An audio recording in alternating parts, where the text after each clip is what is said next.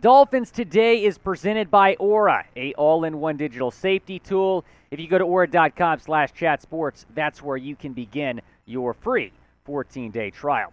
With that, we get into today's show. I am Will Scott, and the expected is now official. There is no deal at the deadline between franchise tag tight end Mike Gesicki and the Miami Dolphins. Of course, Adam Schefter of ESPN reported yesterday that there was expected to be no deal done. Now it is 4 o'clock Eastern time. It is official. No deal between the Dolphins and Mike Gesicki, and unless he's tagged again, he will be a free agent next spring.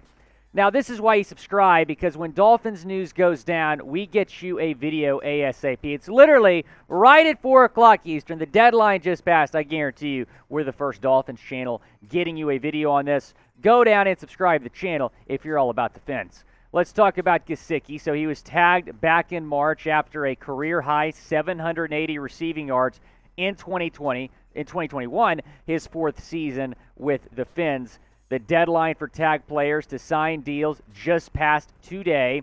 He's set to become an unrestricted free agent next year if he's not tagged again, and we'll go over some of those numbers here in a second, what it would look like if he was tagged again. That's very, very rare, though, for a player to be tagged 2 straight years. We saw that with Kirk Cousins back in Washington, but it's extremely rare, and I don't think Mike Gesicki would be interested in having that happen to him. Here's what he did last season with the Dolphins. 2 touchdowns, so not as many touchdowns as the season before, but it was the best season in terms of yardage and receptions. In fact, his 73 receptions last season ranked 5th amongst all NFL tight ends. In my opinion, at least, he solidified himself as a top 10 tight end in the National Football League.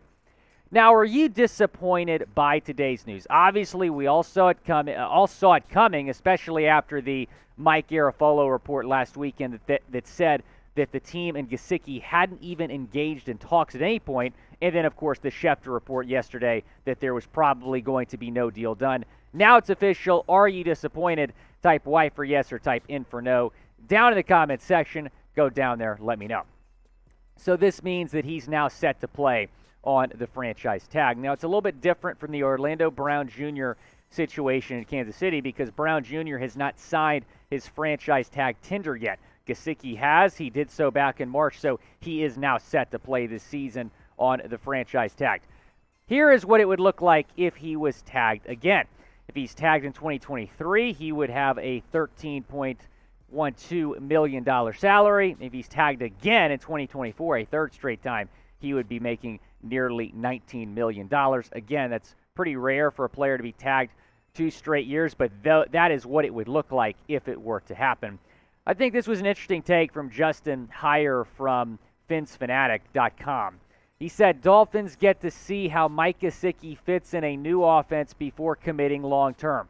Also gives the team another year to examine 2021 third-round pick Hunter Long as a potential replacement. I think this makes sense.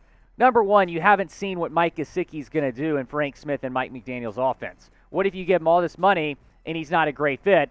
Then they're going to regret that decision to extend Gesicki. So I think they want to see what he can do in this offense. And I think if Mike has the opportunity next spring to return to Miami, if Miami is willing to pay him what he's worth, he would certainly be interested in returning. He loves this team. He loves the city. He loves the fan base. So I think he'd want to come back. And then another point that Justin made that was interesting as well was about Hunter Long, and I mentioned this on my show yesterday, but I think this is a reason, he is a reason that Gesicki did not get extended. They want to see what this guy can do. Now, he played in 7 games last year, but had a minimal role, just 1 reception, but here's what he did the year prior at Boston College, his 3rd and final season at BC.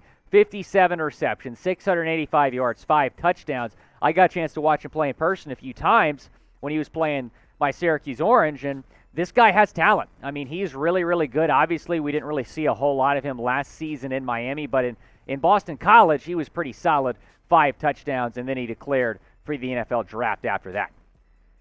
You can, by the way, you can start your 14-day free trial at aura.com/chatsports. That's going to provide financial fraud protection for you, identity theft protection, online and device security. They also offer family plans to protect up to 5 people. So you're not just protecting yourself, you're protecting your entire family as well.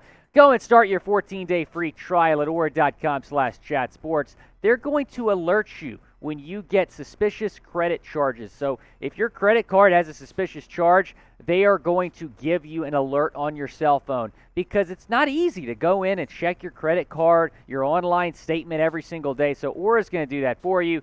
You can start that 14-day free trial at aura.com/chatsports. That link is in the comments and the description of this video. This was expected, obviously, with Gesicki, but it's still disappointing, right? I woke up this morning, even after the Schefter report yesterday, saying, man, I hope Chris Greer and the Dolphins can figure this out. I really hope they can figure out a way to pay Gesicki. They can reach terms on a deal, but it's obviously expected because there was no engagement in terms of contract talks at any point, that according to NFL Network's Mike Garafolo. Here are the 10 highest paid tight ends in the NFL, average annual per year salary. So George Kittle, the highest paid, followed by Travis Kelce. Now David Njoku, we've talked about him here on the show before, but he got extended a couple weeks back on May 27th. He was one of the 3 franchise tag tight ends, along with Gesicki and Schultz. Now Gesicki and Schultz are on this list, but those are their franchise tag one-year deals, not multi-year deals with either one of those guys. Here's what the Njoku contract looked like, and I'm sure that Gesicki wanted something similar to this, or would have wanted something similar if he and the Dolphins had talked about it. 4 years, $54.75 million, average annual salary north of $14 million, $28 million guaranteed. But it's a backloaded contract, so the cap hit per year this upcoming season is only $3.33 million, and then void years 2026, 2027, and then a $19 million cap hit for the Browns in 2025. It is worth noting, though, that just $28 million guaranteed of that $54.75 million salary. Now, how much would you have paid Gesicki? Go down in the comments section and let me know. I would have paid him anywhere from $13 to $14 million per year. Maybe he wanted a little bit more than that. Maybe the Dolphins weren't willing to pay him that. Here's what an AFC scout said about Mike Gesicki in an ESPN article about the highest-ranked tight ends in the league. He's a negative as a blocker, has redeeming qualities in the pass game, but that's not a tight end to me. So perhaps Gesicki's blocking ability, or lack thereof, is a reason that he did not get extended, and the block grades are just atrocious if we're going to be blunt here.